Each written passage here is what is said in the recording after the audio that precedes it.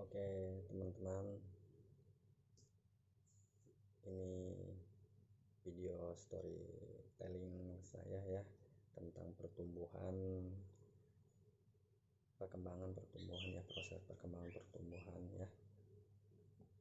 Nah, saya ambil contoh untuk proses perkembangan tumbuhan itu. Ini saya ambil contoh pohon kitolot ya, atau kikorejat dalam bahasa Sundanya. Ini biasa saya pakai ngobatin untuk obat sakit mata ya, seperti sakit katarak, minus plus ya. Itu ini obat ini selama saya ngobatin ya alhamdulillah gitu ya. Kayak penyakit yang tadinya suka pakai kacamata itu ya lambat laun kalau sering-sering itu insya Allah, dan itu pun dengan izin Allah ya, ada kesemuanya itu ya, kalau jodoh gitu ya, jodoh-jodohan sih. Nah ini dimana pohon kikorejat ini kalau ditetesin itu, begitu ditetesin ya pertama-tama kan dicuci bersih ya kan, digecot gitu kan. Nah kita kasih air ya, terus kita tetesin ke mata itu perih. Nah, tapi asal jangan kembangnya ya, jangan bunganya itu ya.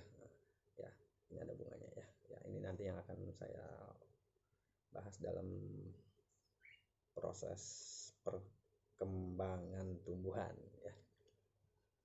Di mana ini pohon kitolot ini ya sering saya gunakan ya gitu. Nah ini dimana mengalami perkembangan ya. Nah ini dia, ini yang belum ada bunganya ya. Nah, dan ini sudah ada bunganya, berarti tumbuhan ini mengalami proses perkembangan pertumbuhan ya gitu. Ini dia pohon kitolot atau kikorejat gitu ya, gitu ya. Nanti untuk perkembangan proses tumbuhan rendah dan tumbuhan tingginya ya, itu ada videonya nanti di belakang ya. Oke, keterangannya oke ya. Oke, assalamualaikum warahmatullahi wabarakatuh, Pak Adit, teman-teman sekalian. Ini saya membuat soal nomor 2 itu ya, tentang rancangan evaluasi vertebrata, invertebrata serta manusia ya. Perkembangbiakan hewan dan manusia ya. Saya buatnya dalam bentuk GIM ya. Oke, kita langsung saja. Ini kebenaran saya kirim linknya, itu sudah saya kirimkan ke teman-teman juga ya. Saya membuatnya itu dalam bentuk aplikasi Quizzes ya.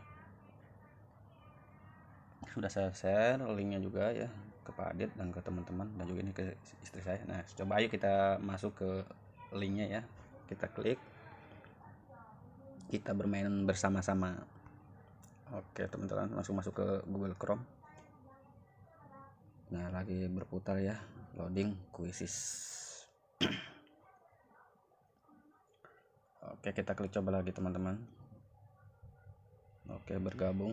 Nah, dihitung 3, 2, 1. Oke, kita mulai teman-teman. Muncul soal pertanyaan pertama, yaitu soal nomor 4 ya teman-teman ya. Ini kan saya membuatnya secara acak ya. Oke, yang nomor soal nomor 4 ya, hewan yang berkembang biak dengan bertunas adalah apa teman-teman? Yuk kita isi bareng-bareng ya. Ini saya buat secara acak teman-teman, ada rumit gitu ya. Hydra spot. Oke, betul teman-teman ya. Muncul lagi soal berikutnya, soal nomor 2 ya. Soal nomor 2 munculnya itu soal nomor 20 ya teman-teman, karena acak ya. Alat kelamin jantan pada manusia terdiri atas sepasang mata. Ayo teman-teman isi bareng-bareng, jawab. 20. Oke, B. Yes, betul teman-teman ya. Oke, kita tunggu lagi soal nomor 3 ya, munculnya nomor 7. Perkembangbiakan generatif pada makhluk hidup yang belum dapat diketahui jenis kelaminnya disebut C. Heterogami, anisogami, A. Konjugasi, D. Bintang laut, D. Amoeba ya. Oke, isi teman-teman, silakan. Nomor 7 saya isi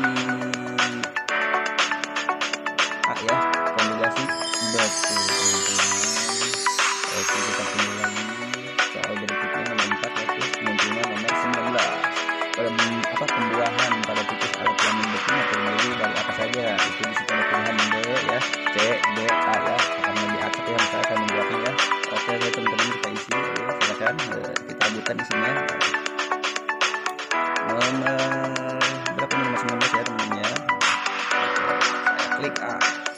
Betul teman-teman.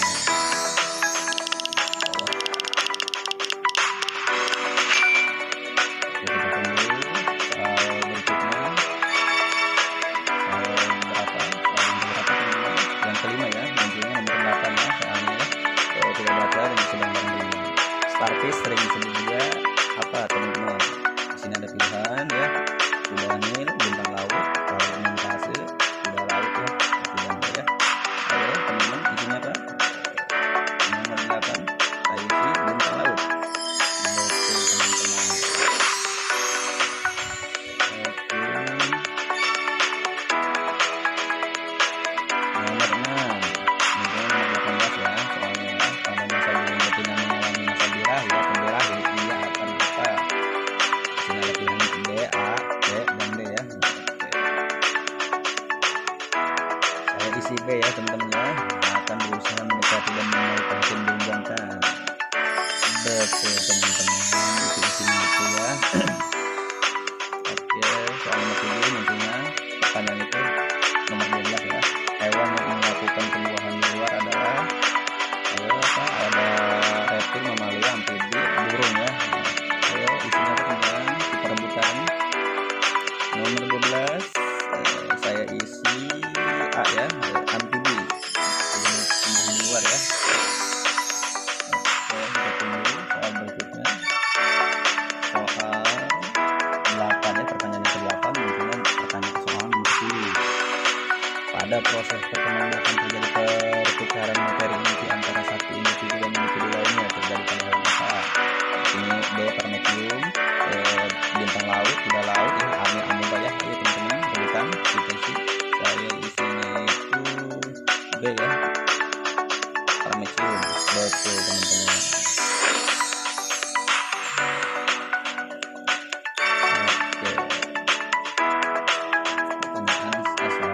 Munculnya nomor 2 ya, soal nomor 2 hewan tingkat tinggi disebut. Ayo teman-teman, di sini ada D, amoeba, B, vertebrata, A, gajah, C, kuda. Ayo teman-teman. Nomor 2 B. Betul, vertebrata ya teman-teman ya. Oke. Kita tunggu soal nomor berapa? Soal nomor 10 ya, pertanyaan 10 munculnya soal nomor 15. Alat perkembangbiakan pada katak jantan di atas. Ayo, A, ovarium, C, sperma, D, saluran sperma, D, testis. Ini saya acak buat teman-teman. Oke, kita rebutan isinya ya. Pilih nomor 15 ya, D ya, testis. Oke, betul teman-teman.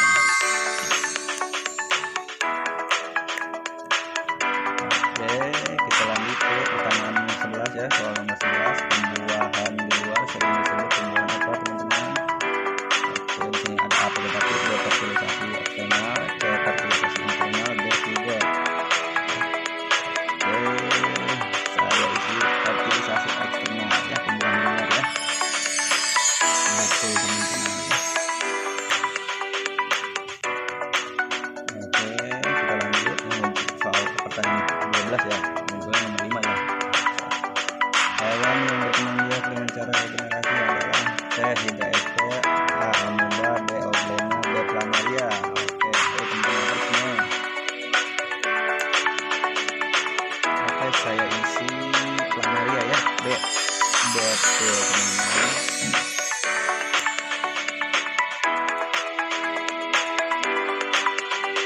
Oke, soal pertanyaan 13 ya, munculnya soal nomor 1 ya. Hewan tingkat tinggi sering disebut D, Paramecium, D, A, manusia, D, invertebrata ya, yang kecilnya cacing ya. Oke, silakan teman-teman, isinya apa?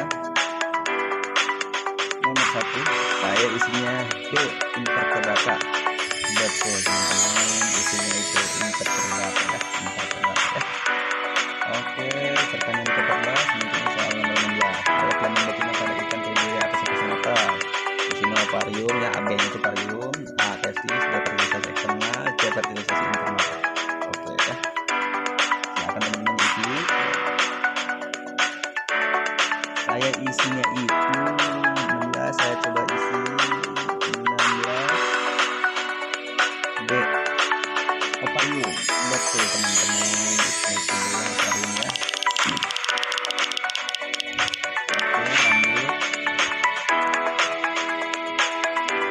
Oke, lanjut pertanyaan berikutnya. Pertanyaan 15, munculnya soal nomor 13. Oke, mamalia, reptil, burung melakukan pembuahan apa? C. Luar dan dalam. B. Fertilisasi internal. A. Fertilisasi eksternal. B. Luar. Oke teman-teman, silahkan. Oke, saya pilih isian itu fertilisasi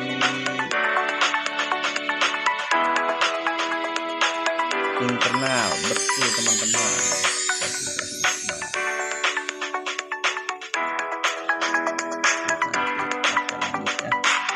Soal nomor 6. Model nomor 6 ya. Apa itu? Amoeba berkembang biak secara apa teman-teman? Silakan, itu ada pilihannya B, B, C, A ya. Ya, perhatikan. Nomor 6 ya. Oke. B, vegetatif. Betul, vegetatif ya. Amoeba itu berkembang biak dengan vegetatif teman-teman. 17 ya, pertanyaan 17 munculnya soal nomor 9. Kebanyakan hidra bersifat hermafrodit atau sering disebut apa? Teman-teman, itu ada pilihannya ya, kita isi. Saya pilih hermafrodit. Saya pilih A, berkelamin ganda. Iya betul. Jadi kebanyakan hidra itu bersifat hermafrodit, artinya itu berkelamin ganda gitu ya teman-teman. Nah, lanjut ke pertanyaan 18 munculnya soal nomor 3 ya. Perkembangbiakan vegetatif dapat dilakukan dengan cara C. menyusui, D. invertebrata, A. membelah diri, D. melahirkan. Ayo teman-teman, kita rebutan isinya. Oke, saya coba isi A. Betul, membelah diri teman-teman ya. Soal apa pertanyaan ke-19 ya, munculnya itu soal nomor 17. Pembuahan yang terjadi di dalam disebut C. luar dalam, A. fertilisasi internal, B. fertilisasi eksternal, D.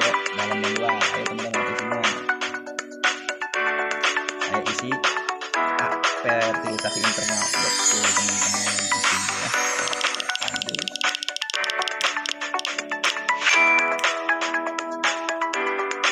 Pertanyaan berikutnya.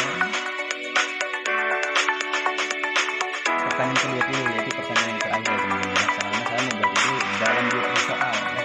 Di waktu yang saya itu 3 detik berskor ya. Oke. Muncul nomor 14. Pertanyaan terakhir itu ya. Soalnya soal nomor 14. Kotak betina mempunyai sepasang D. testis, B. ovarium, ovum, raka. Apa ini teman-teman? Oke, saya B ya, ovarium. Betul teman-teman ya.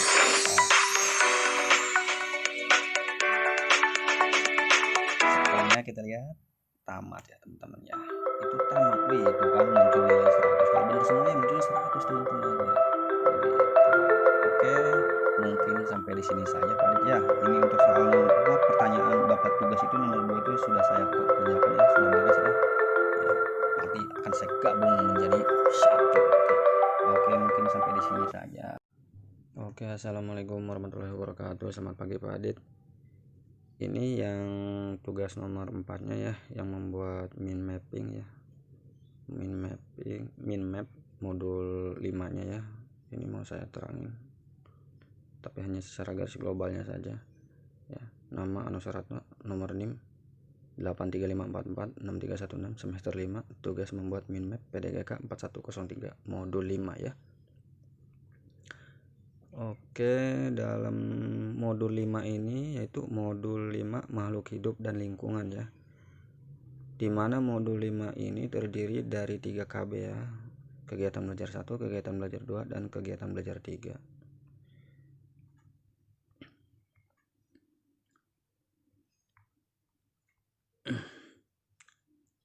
Kegiatan belajar 1 yaitu tingkatan organisme dan ekosistem.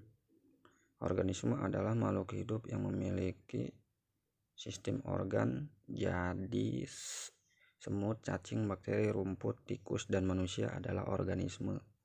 Bakteri dan fungi karena ukurannya sangat kecil disebut mikroorganisme. di mana kegiatan belajar satu ini terdiri dari A, B, C, dan D ya. A-nya itu individu, populasi, dan komunitas. B-nya itu interaksi antar individu, C-nya itu interaksi antar populasi, yang D-nya itu ekosistem. A, individu, populasi, dan komunitas ya. Komunitas adalah beberapa populasi organisme yang hidup bersama-sama pada suatu waktu menempati wilayah tertentu ya. Terdiri dari predasi, kompetisi, atau simbiosis ya. Terus terdiri dari lagi satu keragaman, dua stabilitas, yang ketiga struktur topik, dan keempatnya itu dinamis. Terus kita beranjak lanjut ke ini ya, populasi ya. Populasi adalah kelompok-kelompok individu sejenis membentuk satuan, terdiri satu memiliki kepadatan atau densitas, yang keduanya itu setiap populasi memiliki pola persebaran dan dari individu di dalamnya ya. Terus terdiri satu struktur umur, dua dinamika, yang ketiganya pertumbuhan, keempatnya produktivitas. Terus individu menurut Dwijo Seputro 1994, individu adalah makhluk hidup dipandang dari segi fisiologi dan tingkah laku ya. Sedangkan organisme dipandang dari segi anatominya ya. Contoh individu seekor ayam, seekor katak, seekor belalang. Begitu juga sebatang pohon mangga ya. Oke, terus ini yang B-nya interaksi antara individu ya. Interaksi antara individu terjadi dalam suatu populasi. Interaksi tersebut terjadi dalam merebutkan kebutuhan yang sama dalam hidupnya, seperti kebutuhan makan, air, yang sama dalam hidupnya seperti kebutuhan makan, air, cahaya, dan ruang. Interaksi kompetisi intraspesies bisa secara langsung dan tidak langsung ya. Secara langsung contohnya peristiwa dua ekor ayam jantan yang merebutkan seekor ayam betina. Terus contoh tidak langsung yaitu terjadi dua lebih individu berlomba untuk memperoleh kebutuhan hidup seperti makanan, air, udara, cahaya, dan sebagainya. Terus yang C-nya itu interaksi antara populasi. Bentuk antara populasi yang berbeda spesies dalam suatu komunitas disebut antarspesifik, yaitu hubungan antar individu yang berbeda spesies, misalnya ayam dan tikus. Individu yang berbeda spesies, misalnya ayam dan tikus, tikus dengan kucing, kelinci dengan harimau, dan sebagainya. Menurut Dwijo Seputro 1994, dikelompokkan satu netralisme, dua federasi, tiga parasitisme, yang keempatnya mutualisme, yang kelimanya komensialisme, yang keenamnya kompetisi ya. Satu netralisme contohnya itu ayam dengan kambing di halaman padang rumput ya, halaman berumput. Yang keduanya itu federasi, contohnya harimau sebagai predator dan kelinci sebagai mangsanya. Yang ketiganya itu parasitisme ya, contohnya kutu sebagai parasit dan tikus sebagai inangnya, atau bisa juga seperti ini yang keempatnya mutualisme, contohnya bakteri yang dapat menguraikan selulosa hidup dalam usus sapi dan hewan pemamah biak lainnya. Yang kelima komensialisme, contohnya anggrek dan paku-pakuan yang hidup menempel pada tanaman lain. Yang keenamnya kompetisi, contohnya harimau dengan singa di padang rumput memburu kelinci sebagai makanannya ya. Terus yang D ya, ekosistem ya. Ekosistem adalah suatu kawasan alam yang di dalamnya terdapat unsur biotik, unsur hidup, dan unsur abiotik, unsur tak hidup. Terjadi hubungan timbal balik antara unsur-unsur tersebut yang membentuk sistem ekologi. Berdasarkan terjadinya ada buatan dan alami, darat dan perairan. Terus ini dilihat dari segi struktur penyusunannya, satu bahari tak hidup abiotik ya, produsen, yang ketiganya konsumen, yang keempatnya pengurai, dan yang kelimanya detritus atau detripor. Terus ini yang darat dan perairan. Darat terestrial atau contohnya itu hutan tropis, padang rumput, ladang, pertanian, dan lain. yang contohnya perairan akuatik, contohnya itu yaitu laut, Australia, sungai dan danau ya. Oke, ini KB1 sudah beres ya, kita beranjak lanjut ke KB2 ya. Kegiatan belajar 2 itu yaitu keanekaragaman hayati. Keanekaragaman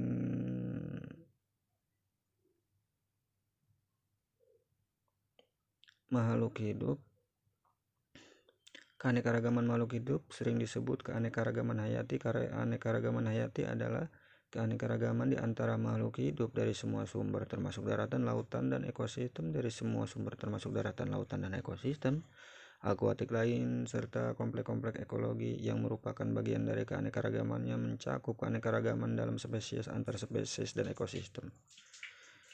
Terdiri dari 1 monera, 2 protista, yang ketiganya planta, yang keempatnya fungia, yang kelimanya animalia. Terus yang B-nya itu konsep dasar pengelompokan makhluk hidup, kingdom, phylum untuk hewan, divisi untuk tumbuhan, kelas, ordo, familia, genus, spesies, serta berdasarkan sistem klasifikasi ada 3, yaitu 1 sistem alami, yang keduanya sistem artifisial, yang ketiganya sistem filogenetik. Carolus Linnaeus 1753 sampai dengan 1758 yaitu bapak taksonomi, penemu sistem klasifikasi modern ya. Yang satunya itu sistem alami, contohnya kelompok hewan berkaki 4, kelompok tanaman berdaun jarum dan sebagainya. Yang keduanya itu sistem artifisial ya, contohnya itu contoh kelompok tanaman obat, kelompok tanaman pangan, kelompok hewan terbang, kelompok hewan merayap dan sebagainya. Yang ketiganya itu sistem filogenetik ya, contohnya kelelawar, burung, kuda, sayap, kaki depan dan tangan ya. Terus yang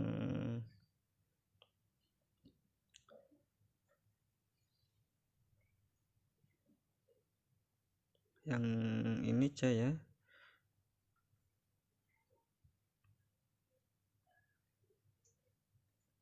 C-nya itu tata nama pada klasifikasi makhluk hidup ya. Untuk lebih mudah mengenal dan mempelajari makhluk hidup yang amat beraneka ragam, perlu dilakukan pemberian nama pada spesies organisme, nama ilmiah, nama biasa. Di mana ini terbagi menjadi 3 ya, 1 penulisan nama jenis spesies, yang keduanya penulisan nama marga, yang ketiganya penulisan nama suku ya. 1 penulisan nama spesies yaitu ada terdiri dari A. binomial 2 kata, B. tidak boleh merupakan tautonim terdiri atas 2 kata yang sama, yang ketiganya kata depan, yang C-nya kata depan, yang D-nya harus ditulis miring. Nama jelas spesies mencakup semua individu yang menurut pembawaannya mempunyai sifat yang sama baik morfologi, anatomi maupun fisiologi. Apabila melakukan perkawinan, hal itu dapat menghasilkan keturunan yang fertil. Terus yang keduanya penulisan nama marga itu A. 1 kata, B. huruf pertama ditulis dengan huruf besar. Marga mencakup semua jenis yang menunjukkan persamaan alat reproduksi. Terus yang ini 3-nya itu penulisan nama suku, terdiri dari A. 1 kata berbentuk jamak, B. dibentuk salah satu marga yang di bawahnya ditambah CAE atau untuk tumbuhan, contoh Solana CAE dari Solanum tambah ACAE. Namun masih ada nama suku yang tidak mau menuruti cara tersebut di atas. Untuk hewan, nama marga plus idae, contoh Felidae dari Felis plus idae. Suku mencakup sejumlah marga dengan jenis-jenis yang dianggap dari nenek moyang yang sama. Oke, kita lanjut ke kegiatan belajar 3 ya, yaitu pencemaran dan etika lingkungan ya. Etika menurut Purwadarminta adalah pengetahuan tentang asas-asas mengenai akhlak atau moral untuk menjaga kelangsungan hidup manusia yang berhubungan dengan pemukiman dan kehidupan sosial, ekonomi budaya, digunakan etika yang menggunakan penalaran ekologi, yaitu etika lingkungan, di mana ini terbagi dari A, pencemaran lingkungan, B, etika lingkungan, yang C-nya mengapa kita perlu etika lingkungan, yang D-nya prinsip-prinsip etika lingkungan. Oke, saya jabarin satu persatu ya. A. Pencemaran lingkungan. Untuk meningkatkan kualitas hidupnya, manusia berusaha memanfaatkan kekayaan alam yang ada di lingkungannya. Kekayaan alam tersebut berupa komponen biotik dan abiotik yang kita kenal sebagai sumber daya alam ya. Itu pencemaran satu, pencemaran air, yang keduanya pencemaran udara, yang ketiganya pencemaran tanah. Yang B-nya itu etika lingkungan. Etika menyangkut perilaku seseorang dalam hal moral seperti susila, jujur, curang, bohong, sopan santun, jorok, dan sebagainya. Etika lingkungan mengandung makna kearifan, kebijaksanaan, dan strategi untuk menentukan pilihan perbuatan manusia agar tercipta hubungan timbal balik yang harmonis antara manusia dan lingkungannya. Etika lingkungan dibedakan lagi sebagai etika pelestarian dan etika pemeliharaan. Etika ekologi ini memiliki prinsip, yaitu semua bentuk kehidupan memiliki nilai bawaan, karena itu memiliki hak untuk menuntut penghargaan karena harga diri, hak hidup, hak untuk hidup, dan hak untuk berkembang. Terus yang C-nya mengapa kita perlu etika lingkungan. Dengan meningkatnya kesadaran manusia terhadap kelestarian lingkungan hidup, kita merasakan perlunya etika lingkungan dalam menjalankan kehidupan di alam ya. Itu terbagi satu, pandangan keutuhanan, dua, pandangan kosmogoni, yang ketiganya pandangan posibilisme, yang keempatnya pandangan optimisme teknologi, yang kelimanya pandangan kependudukan, yang kelimanya pandangan kependudukan ya. Terus ini yang D-nya prinsip-prinsip etika lingkungan ya. Berikut beberapa prinsip etika lingkungan sebagai pegangan bagi perilaku manusia agar hidup harmonis dengan alam. Arianto 2009. Itu terdiri dari 1, sikap hormat terhadap alam, 2, prinsip tanggung jawab, 3, prinsip solidaritas, yang keempatnya prinsip kasih sayang dan kepedulian, yang kelimanya prinsip tak merusak, yang keenamnya prinsip hidup sederhana dan selaras dengan alam, yang ketujuhnya prinsip keadilan, yang kedelapannya prinsip integritas moral. Dimana semua ini nanti ya dalam mind mapping ini saya sengaja tidak saja rincikan satu persatu ya. Mungkin nanti bisa kita bahas di lain pertemuan di kelas ya, atau di pas kita tuh web atau di LMS ya, tentang ini semua. Sengaja saya tidak tulis semuanya ya gitu. Oke, mungkin sampai di sini teman-teman ya, rekan-rekanku dan Pak Adit ya. Ini tugas 4 pun sudah selesai ya, tentang mind mapping, modul membuat mind mapping ya, dalam bentuk video diterangin ya, tapi tidak semuanya, tidak terperinci ya. Mungkin sampai di sini saja ya videonya. Saya ucapkan terima kasih banyak, dan sebelum video ini saya akhiri, saya ucapkan alhamdulillahirabbil alamin, dan saya akhiri assalamualaikum warahmatullahi wabarakatuh.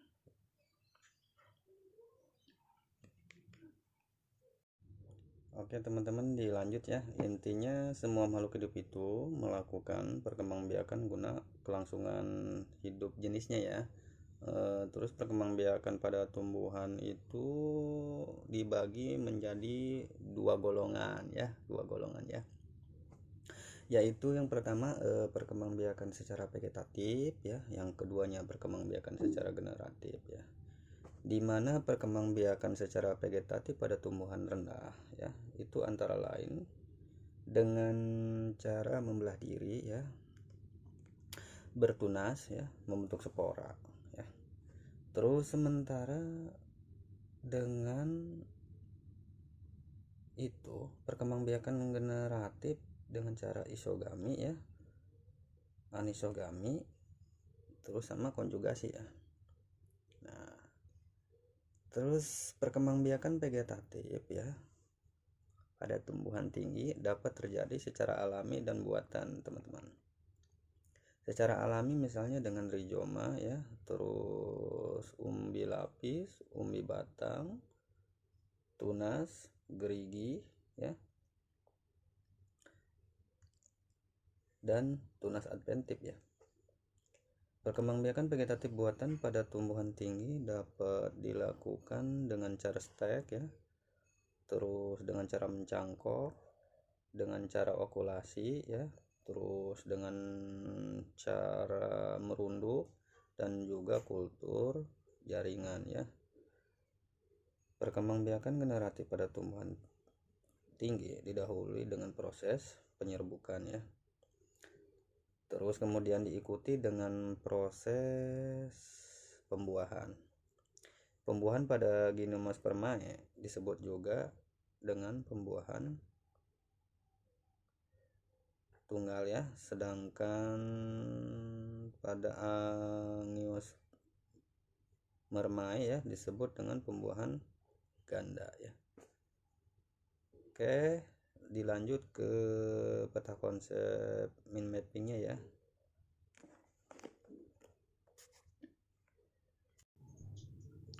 Oke teman-teman ya, ini dia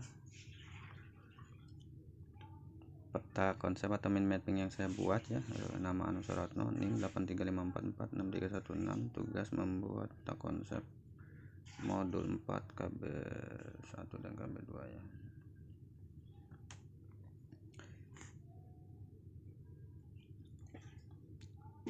Oke, modul 4 perkembangbiakan makhluk hidup ya, yang telah tadi saya bilang ya, yaitu kegiatan belajar 1 perkembangbiakan tumbuhan ya. Kegiatan perkembangbiakan tumbuhan itu terdiri dari ya, A. perkembangbiakan tumbuhan rendah, dan B nya perkembangbiakan tumbuhan tinggi ya, dimana 1 perkembangbiakan vegetatif tumbuhan rendah itu terdiri ya, membelah diri ya, ini A nya, B membentuk tunas, dan C nya membentuk spora ya, sesuai dengan yang tadi saya kemukakan di awal ya. Terus yang keduanya itu perkembangbiakan generatif tumbuhan rendah ya, melakukan isogami, anisogami ya, dan konjugasi itu ya di situ ya. Terus yang perkembangbiakan tumbuhan tingginya itu perkembangbiakan vegetatif ya pada tumbuhan tinggi. 1 perkembangbiakan vegetatif alami pada tumbuhan tinggi ya. Yang keduanya perkembangbiakan vegetatif pada vegetatif buatan ya. Yang satunya itu perkembangbiakan vegetatif alami pada tumbuhan tinggi itu A. akar tinggal atau rizoma ya, yang B nya umbi lapis, yang C nya umbi batang, D gerigi, E tunas, dan F nya itu tunas adventif ya. Terus yang ini yang kedua itu perkembangbiakan vegetatif buatan ya. Perkembangbiakan generatif tumbuhan tinggi, yang B nya perkembangbiakan generatif pada Gymnospermae ya, yang C nya perkembangbiakan generatif pada Angiospermae ya.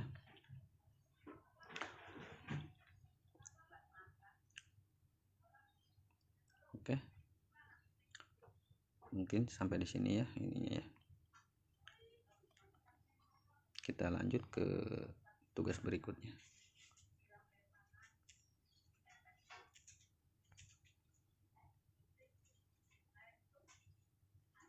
Oke teman-teman, dilanjut ya. Intinya semua makhluk hidup itu melakukan perkembangbiakan guna kelangsungan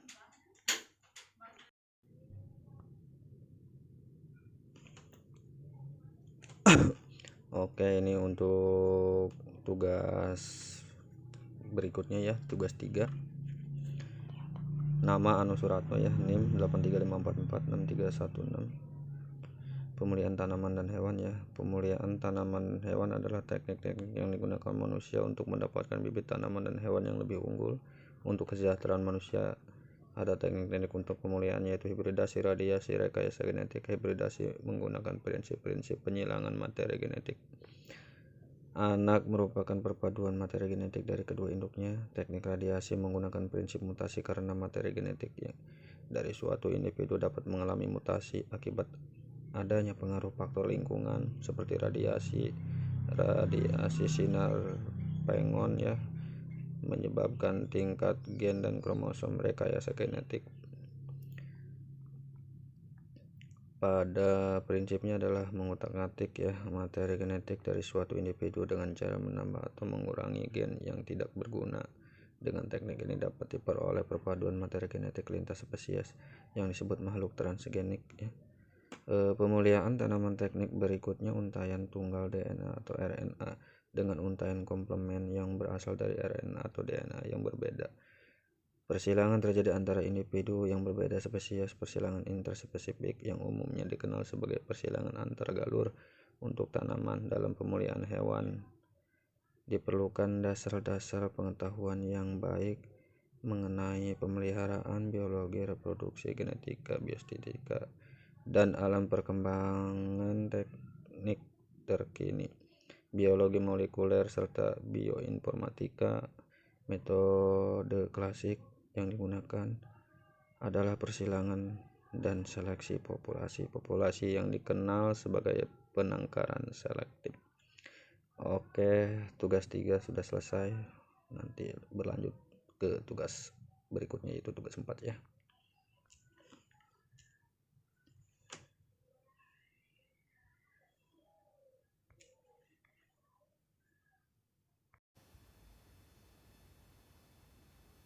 Oke, ini untuk rancangan